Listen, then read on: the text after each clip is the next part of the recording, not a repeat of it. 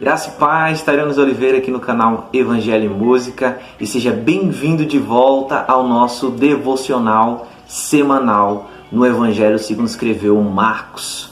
E no dia de hoje nós iremos ler o capítulo número 2 do livro de Marcos e meditar nas coisas que o Senhor Jesus Cristo tem para a nossa vida. Eu convido você a abrir a sua Bíblia e acompanhar conosco esse devocional. Tenho certeza que Deus vai falar coisas maravilhosas aos nossos corações nessa oportunidade. Vamos ler? Eu estou com a nova versão internacional, a NVI, então eu peço que você acompanhe junto conosco. Se ainda não é inscrito no canal, considere se inscrever para não perder os próximos devocionais e os próximos vídeos que estaremos fazendo aqui para te ajudar a crescer na graça e no conhecimento do Senhor através da palavra de Deus. Marcos capítulo 2, verso 1 diz assim: Poucos dias depois, tendo Jesus entrado novamente em Cafarnaum, o povo ouviu falar que ele estava em casa. Então muita gente se reuniu ali, de forma que não havia lugar nem junto à porta, e ele lhes pregava a palavra. Vieram alguns homens trazendo-lhe um paralítico carregado por 4 deles. Não podendo levá-lo até Jesus por causa da multidão, removeram parte da cobertura do lugar onde Jesus estava e, pela abertura no teto, baixaram a maca em que estava deitado o paralítico.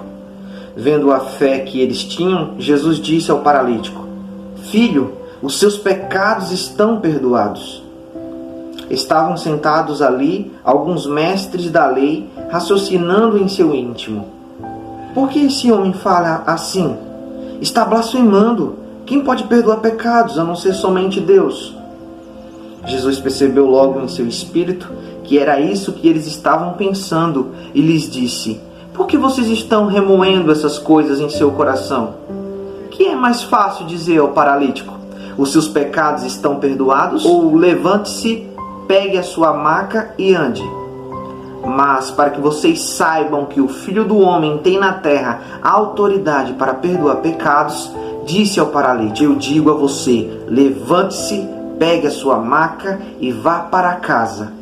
Ele se levantou, pegou a sua maca e saiu à vista de todos, que atônitos glorificaram a Deus, dizendo: Nunca vimos nada igual. Essa passagem é muito maravilhosa e se você já é evangélico, com certeza você já ouviu falar sobre a história desse paralítico que desce ali na casa em que Jesus estava, pelo telhado, com a ajuda dos seus 4 amigos, que tinham confiança e fé de que se aquele paralítico chegasse até Jesus, a sua vida seria totalmente transformada. E Jesus faz algo maravilhoso nessa passagem, porque ele não só cura aquele homem, dando a ele capacidade de carregar a cama em que ele estava alojado, mas Jesus oferece para ele também perdão para os seus pecados. E é justamente esse o objetivo do ministério de Jesus, a sua missão. Não é simplesmente curar as pessoas, mas é demonstrar o poder do reino de Deus, que transforma e liberta e cura o homem da pior doença que ele enfrenta, que é a doença do pecado. Mas ali tem alguns homens que são chamados mestres da lei, porque eles conhecem a lei de Deus dada através de Moisés, que ouvem Jesus fazer aquilo, dizer aquelas palavras e não entendem por que Jesus está fazendo aquilo. Porque na cabeça deles, em sua religiosidade falsa, eles pensam apenas que Deus pode perdoar pecados, que não tem outro ser que possa perdoar pecados. O que eles não percebem é que, na verdade, só Deus realmente pode perdoar pecados, e é o próprio Deus que está ali diante deles, encarnado na pessoa de Jesus. Jesus, percebendo em seu íntimo que aqueles homens estavam fazendo isso, pela sua onisciência, pelo fato dele saber todas as coisas, ele questiona aqueles homens, dizendo: Por que vocês estão pensando isso? O que é mais fácil para mim fazer? Dizer a esse homem: Levante-se, tome a sua maca, toma a sua cama e ande? Ou dizer: Perdoados estão os seus pecados?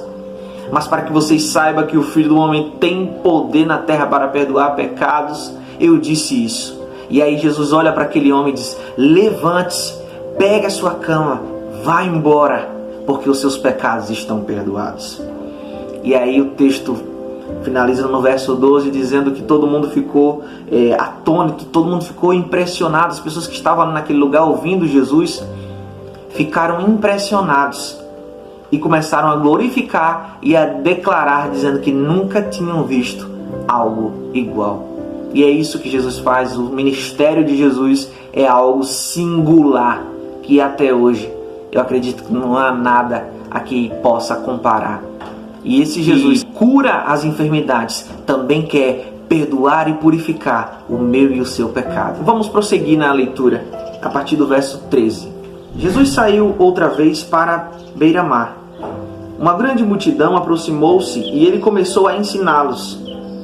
Passando por ali, viu Levi, filho de Alfeu, sentado na coletoria, e disse-lhe: siga-me. Levi levantou-se e o seguiu. Durante uma refeição na casa de Levi, muitos publicanos e pecadores estavam comendo com Jesus e seus discípulos, pois havia muitos que o seguiam. Quando os mestres da lei, que eram fariseus, o viram comendo com pecadores e publicanos, perguntaram aos discípulos de Jesus: por que ele come com publicanos e pecadores? Ouvindo isso, Jesus lhes disse: não são os que têm saúde que precisam de médico, mas sim os doentes.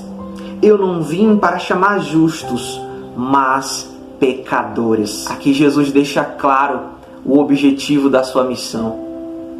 Jesus não veio para excluir as pessoas, mas Jesus veio chamar a todos, principalmente os piores.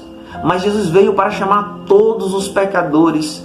E aqui Jesus faz a comparação que nós fizemos aqui no início, que é comparar a doença com, ou melhor dizendo, é comparar o pecado com uma doença. Jesus diz: eu não vim para chamar aqueles que se acham justos. Eu vim para chamar aqueles que são pecadores, aqueles que são desprezados, aqueles que sofrem preconceito, aqueles que estão aí nos vícios, aqueles que estão, louvado seja o nome do Senhor Jesus Cristo, na margem da sociedade. E é importante lembrar que essa passagem trata da história do chamado de Levi, o chamado do discípulo Levi, que é conhecido também por Mateus, um homem que era publicano, que era cobrador de impostos, que trabalhava para o império que dominava a nação de Israel naquela época, que era o Império Romano. Para os mestres da lei, Levi não era digno de ser chamado por Deus. Levi não era digno de ser alcançado pela graça de Deus, porque ele era um traidor. Ele trabalhava para o império que estava ali dominando, oprimindo Israel. Mas Jesus não veio chamar aqueles que se achavam justos. Jesus veio justamente para esse tipo de pessoa. O tipo mais difícil e complicado que tiver na sociedade é para essa pessoa que Jesus veio. Jesus veio para aqueles que reconhecem que são pecadores, que são falhos, que cometem erros, mas que precisam de cura, que precisam de transformação na sua vida.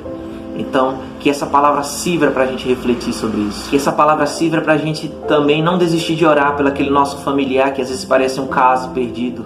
Para aquele que é alcoólatra, viciado em drogas, não desista, irmãos. Não desista dos seus parentes, porque o Senhor veio para todos, principalmente para esses tipos de pessoas. Então vamos prosseguir na leitura a partir do verso 18. Os discípulos de João e os fariseus estavam jejuando. Algumas pessoas vieram a Jesus e lhe perguntaram: por que os discípulos de João e os dos fariseus jejuam, mas os teus não? Jesus respondeu: como podem os convidados do noivo jejuar enquanto este está com eles? Não podem enquanto o tem consigo. Mas virão dias quando o noivo lhes será tirado, e nesse tempo jejuarão. Ninguém põe remendo de pano novo em roupa velha, pois o remendo forçará a roupa, tornando pior o rasgo. E ninguém põe vinho novo em vasilha de couro velha. Se o fizer, o vinho rebentará a vasilha, e tanto o vinho quanto a vasilha se estragarão. Ao contrário, põe-se vinho novo em vasilha de couro nova. Essa passagem, à primeira vista, é uma das mais difíceis de interpretar na palavra de Deus. Mas quando a gente pega auxílios de comentários bíblicos, a gente chega ao entendimento do que Jesus quer dizer com isso.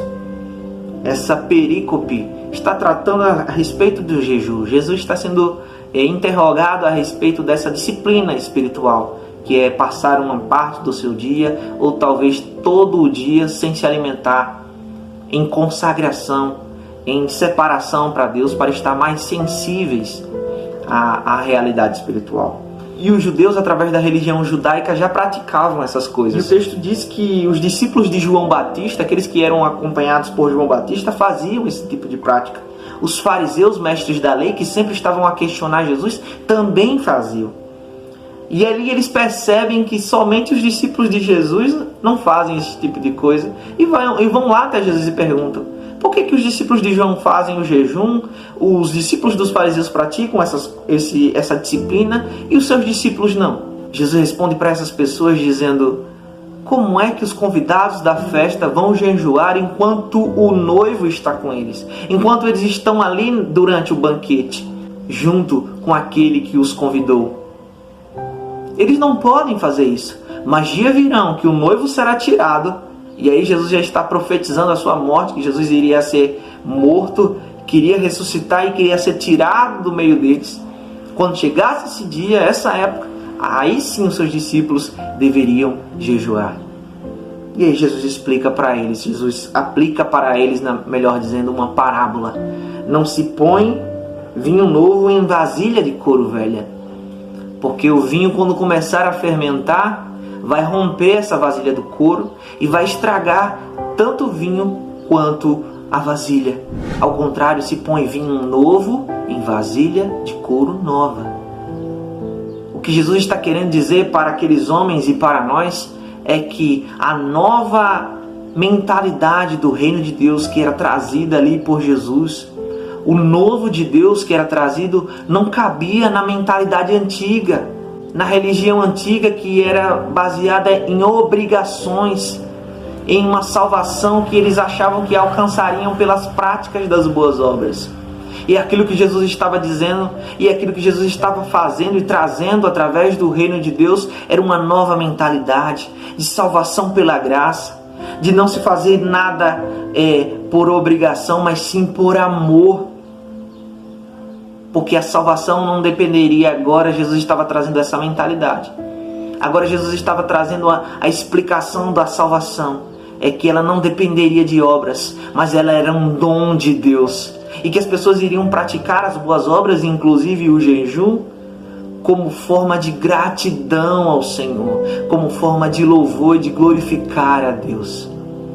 A nova mentalidade do reino de Deus não cabe na mentalidade daqueles que acreditam que serão salvos pelas boas coisas que praticam. Então vamos continuar a nossa leitura a partir do verso 23, o último tópico desse capítulo. Se você está gostando desse devocional, se você está sendo edificado, deixa aí o seu like, comenta aqui embaixo o que é que Jesus está falando ao seu coração. Vamos continuar a nossa leitura. Verso 23. Certo sábado, Jesus estava passando pelas lavouras de cereal. Enquanto caminhava, seus discípulos começaram a colher espigas. Os fariseus lhe perguntaram: olha, por que eles estão fazendo o que não é permitido no sábado? Ele respondeu: vocês nunca leram o que fez Davi quando ele e seus companheiros estavam necessitados e com fome? Nos dias do sumo sacerdote Abiatar, Davi entrou na casa de Deus e comeu os pães da presença, que apenas aos sacerdotes era permitido comer, e os deu também aos seus companheiros. E então lhes disse: o sábado foi feito por causa do homem, e não o homem por causa do sábado. Assim, pois, o Filho do Homem é Senhor até mesmo do sábado. Jesus é fantástico. Cada palavra, cada resposta que Jesus oferece aos questionamentos dos fariseus traz lições preciosas para a nossa vida. Agora, mais uma vez, Jesus está sendo questionado com relação ao sábado, a guarda do sábado, do dia do Senhor, o dia do descanso. Jesus está sendo questionado porque Jesus está passeando ali pelas lavouras e os seus discípulos, com fome, estão recolhendo espigas, debulhando e comendo para se alimentar. E como sempre, os fariseus, os participantes dessa religião, dessa denominação ali dos judeus, que eram aparentemente radicais na sua consagração a Deus, questionam Jesus, dizendo: por que seus discípulos estão fazendo isso no sábado, que não é permitido trabalhar? E aí Jesus pega e usa um exemplo da própria palavra de Deus, da Bíblia, o exemplo de Davi e os seus companheiros, que quando estavam com fome entraram na casa do Senhor e comeram os pães que eram somente permitidos para os sacerdotes comer, mas eles estavam com fome. E aí Jesus explica, baseado nesse episódio, que o sábado foi feito por causa do homem e não o homem foi feito por causa do sábado. Deus não criou o homem para simplesmente suprir uma necessidade de um sábado que já existia. Não. No relato da criação a gente vê que Deus criou primeiro o sábado, porque era o dia que o homem ia aprender o significado do descanso do seu trabalho. Era o dia que o homem ia tirar para adorar ao Senhor com mais intencionalidade, que iria separar para consagrar totalmente ao Senhor, para descansar dos seus trabalhos e para voltar-se a prestar culto ao Senhor. E aí é como se Jesus dissesse para aqueles homens que o questionaram: parem com essa besteira, com essa bobagem. O sábado foi feito por causa do homem. E o Filho do Homem, esse que vos fala, que vocês não conseguem perceber que é o próprio Deus encarnado, esse é Senhor até do sábado. Louvado seja o nome do Senhor Jesus Cristo. Abram os olhos, é chegado o reino de Deus entre os homens, trazendo uma novidade de vida. Assim nós encerramos o capítulo 2 de Marcos. Eu espero que esse devocional, essa simples leitura devocional possa ter te ajudado e te incentivado a buscar mais da palavra de Deus, a meditar mais em tudo que foi dito. Porque o nosso objetivo é esse: fazer com que você seja motivado a buscar mais a palavra de Deus, buscar mais a presença de Deus e mergulhar de fato no rio do Espírito. Deixe aqui o seu comentário dizendo: eu estou aqui. Que Deus possa continuar te abençoando. Continue conosco aqui no canal. Na descrição desse vídeo e na tela final vai estar aparecendo a sugestão do nosso devocional anterior, o devocional que nós fizemos no capítulo 1 do Evangelho segundo Marcos. Então continue com a gente, eu te vejo no próximo vídeo. Até lá, em nome de Jesus.